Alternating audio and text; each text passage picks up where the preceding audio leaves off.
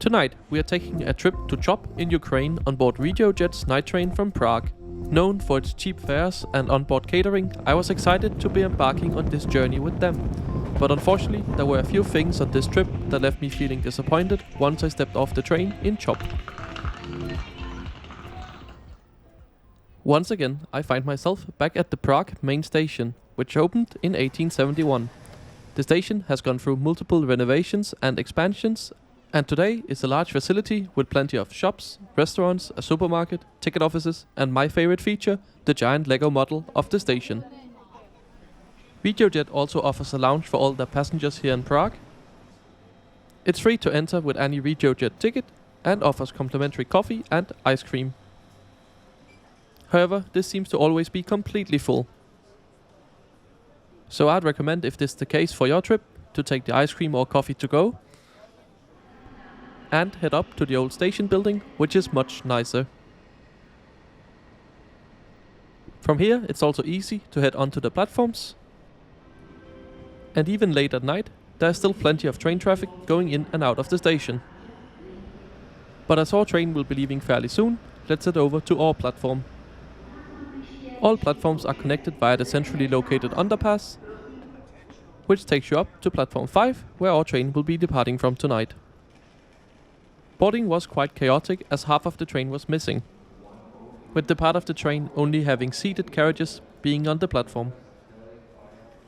And the doors were still not unlocked for this part of the train. But eventually, just a few minutes before scheduled departure time, the rest of the train is reversed onto the platform.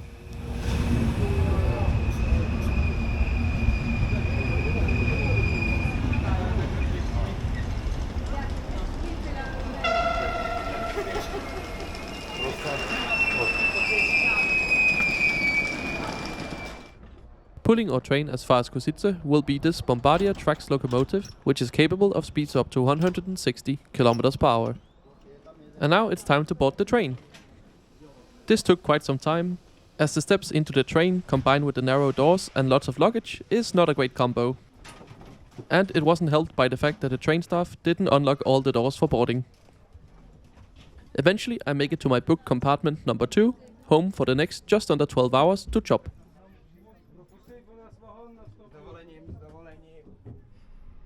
We depart Prague main station, running 8 minutes behind schedule thanks to the late arrival of the train from the depot.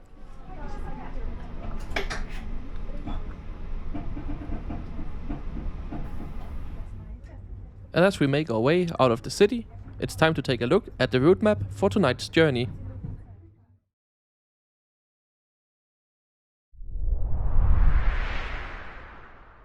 We are on board train RJ1021, which leaves daily from Prague main station heading east towards Ostrava, crossing into Slovakia before arriving in Kosice in the morning.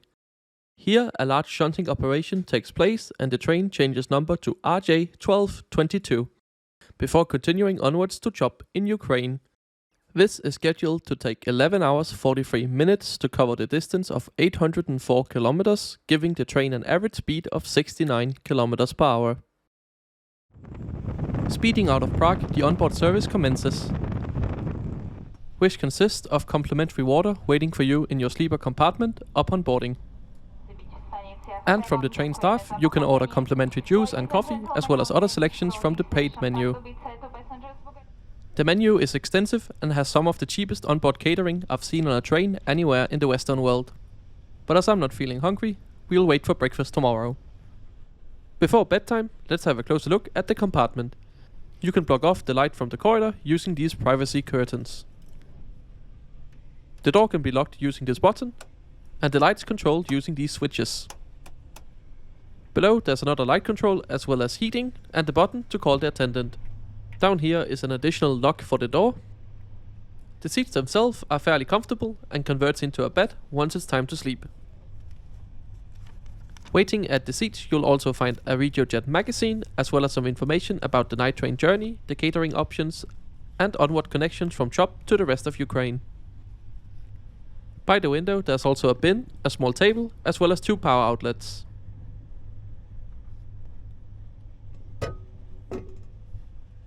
Luggage storage space can be found above the corridor. and under the bottom bunk. There's also an additional table hidden behind the middle seat. It wasn't very sturdy or practical, and as with the rest of the train, in general it seems a bit dated, dirty and in need of refurbishment. As we approach Pardubice, it's getting late and it's about time we go to bed. However, I must mention the tragic accident that occurred with this train here just a few weeks after the recording of this video, where 4 people lost their lives when a freight train and or sleeper train collided. The injuries and crash in this case was likely made worse by the poor design and maintenance of some of the Regiojet sleeper cars used by RegioJet, which suffers from corrosion and weak structural frames. I apologize for this tragic bedtime story, but now it's time to make up the bed and get some sleep.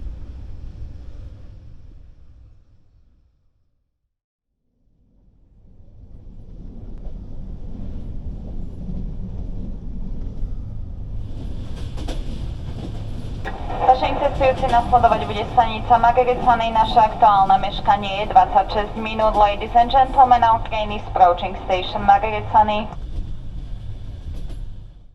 And this is another major flaw of these carriages, is that there's no way to control the volume of announcements. And while announcing stops is at least somewhat understandable during the night, one thing that night train companies never should do is making announcements about food and catering options still being open at 1 AM, which RegioJet unfortunately decided to do.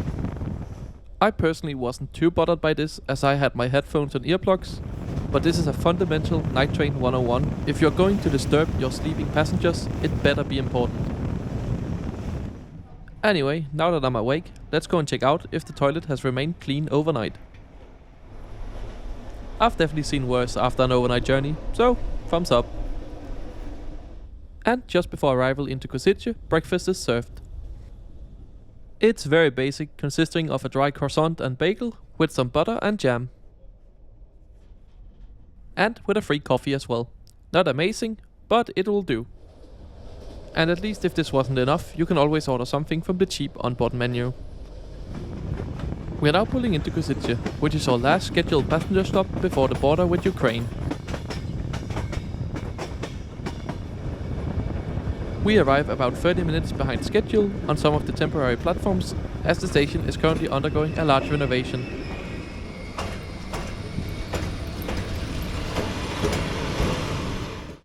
We have an extended stop here to allow for the carriages in the front to be removed from the train, as they are not going as far as Ukraine.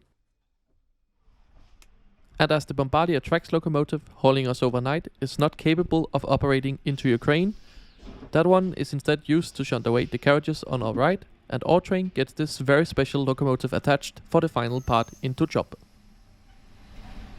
These Class 182 locomotives were built by Skoda and have pretty much been dedicated their whole life to hauling heavy freight trains at no faster than 90 km per hour, so it's quite the novelty to get one hauling just 3 passenger carriages.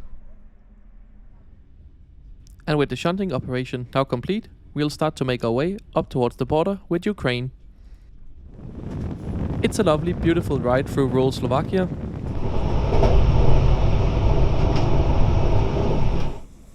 But if you don't want to look out of the window, free Wi-Fi on board is available.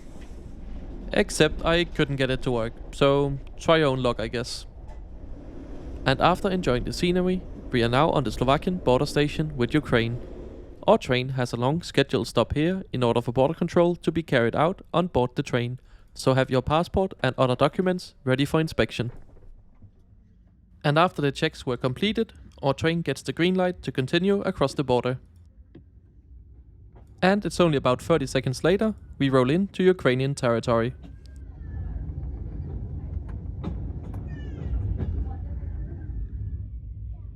And as we make our slow approach into job, it's time to sum up my thoughts on this train.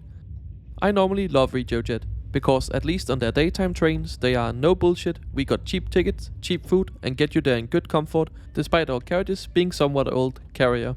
But on their night trains, they got some work to do. At 180 euros for a private compartment, it's hardly cheap, especially when considering it's a Regiojet style carriage, and if they're charging these kind of prices, I'd expect their staff to be trained not to make food upsell announcements at 1 AM. And it's a shame, because when I took their similar sleeper to the Poland-Ukraine border a little over a year ago, at least it was considerably cheaper. So here, as we pull into Chop, let me know what you think in the comments down below about RegioJet's night train.